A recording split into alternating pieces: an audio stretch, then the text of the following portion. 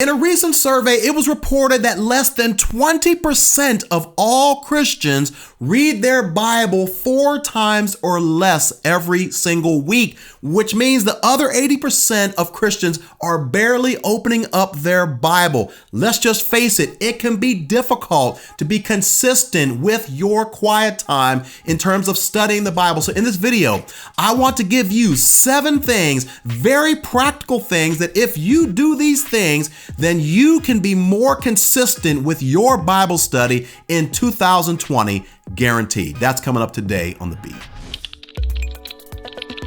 Hey, my friend, welcome back to The Beat. My name is Alan Parr. Thank you so much for tuning in. If this is your first time here, it's a pleasure. If you want a free ebook, click the link in the description box below. If you enjoy this video, consider subscribing. Hit that little bell notification so you won't miss a beat. Okay, so let's just face it. Let's just talk about the elephant in the room. How did you do in 2019 in terms of being more consistent with your Bible study? It's easy for us to have all the right intentions and make all these plans and to have the right mindset, but somewhere along the line, it's easy to get off track, and all of a sudden, you can't even remember the last time that you actually opened up your Bible outside of church. So I'm not going to waste your time. I want to hit these 7 very practical things that you can do to guarantee that you're going to be more consistent in 2020.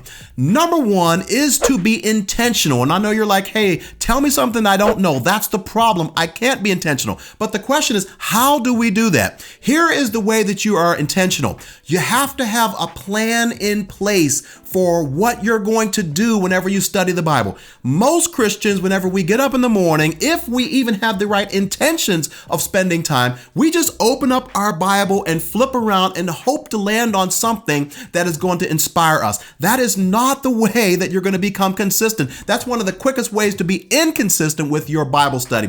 What you need to do is you need to say, okay, I'm going to either A, study a character in the Bible, or B, I'm going to study a particular book of the Bible, or C, I'm going to study a particular topic in the Bible. That way, whenever you open up the Bible in the morning, you already know exactly what your plan is so that you're not wasting time trying to figure out what you're going to study, because the more time you waste trying to figure out what to study, the more defeated you feel and the less consistent you become. So the first thing is you have to be intentional about having a plan. Number 2, you have to be informed. And what I mean here is this, and this is super important. You have to understand why it is important that God wants to spend personal time with you. Why is it important that we as believers get into our Bible on a consistent basis? Because if we don't have the right why, if we are not really informed as to the benefits of why we need to be in the Word of God, it will become a very, very mundane, routine task that we just simply do to check off a box and say, I'm a good Christian,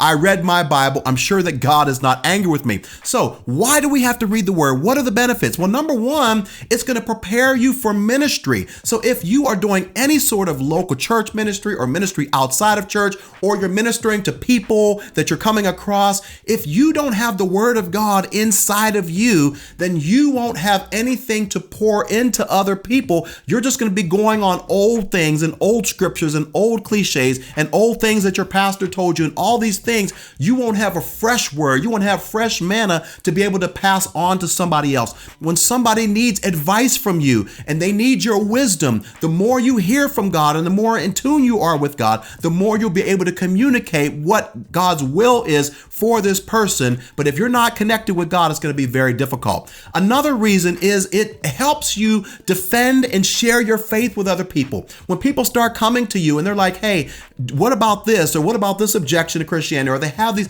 very, very difficult questions that they can't seek answers to, or rather they're seeking answers to and they can't get the answers to.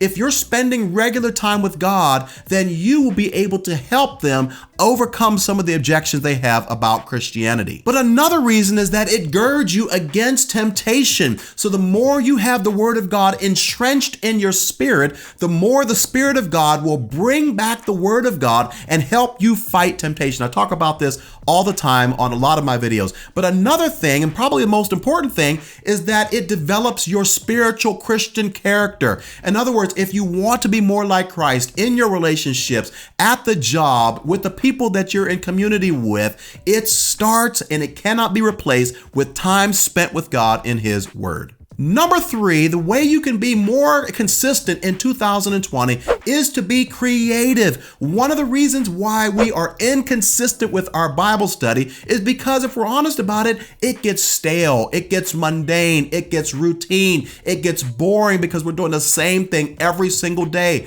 Look, you got to switch it up. You got to try some new things. You got to keep it creative and fun and engaging and interacting. And there's so many different tools, there's so many different apps out there nowadays that can make it interactive and fun. Things like the Daily Audio Bible, or other things like oneplace.com, or podcasts, or YouVersion Bible plans, and all these different things. Now, I want to caution you, these things are super, super helpful, but they cannot replace time spent with God, because many of them don't take you very, very deep into the scriptures. They kind of stay on the surface, but they can help in those days whenever you miss spending time with God for whatever reason, and they can help maintain the connection with God on those days whenever you, for whatever reason, just don't seem to be able to make the time to spend with God. Number 4, and this is more than likely one of the most important, and that is to be accountable. Ecclesiastes chapter 4, verses 9 and 10 says,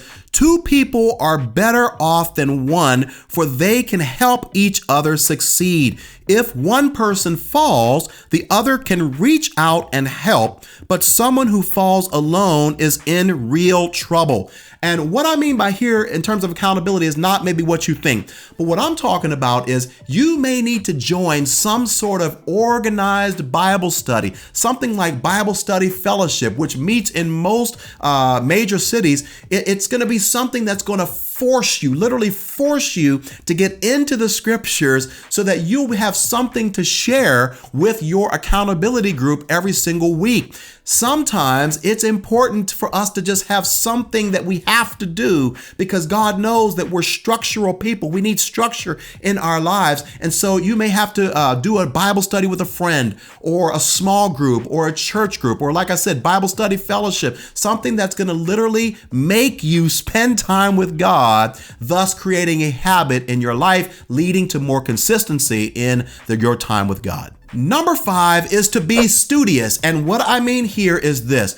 One of the main reasons why many of us are not consistent with our Bible study is we are just simply reading the Bible and we're not studying the Bible. And as a result, we get bored because we're reading the same scriptures, the same stories, the same proverbs, the same Psalms over and over again, and we're not learning anything new. Whenever you learn something new, whenever you have the regular experience of God, the Holy Spirit, taking the scales off of your eyes and revealing something from heaven that was specifically designed for you and your personal situation, my friend, that is going to make you want to spend time with God. Whenever you have those type of experiences on a regular basis, you're going to long for the Word of God. You're going to look forward to spending time with God because it's going to be something that you're going to feel like you're getting something out of it. But if you're just going through the motions and you're not really getting anything out of it at all, you're going to be feeling defeated. And what happens when you start feeling defeated? You're going to be less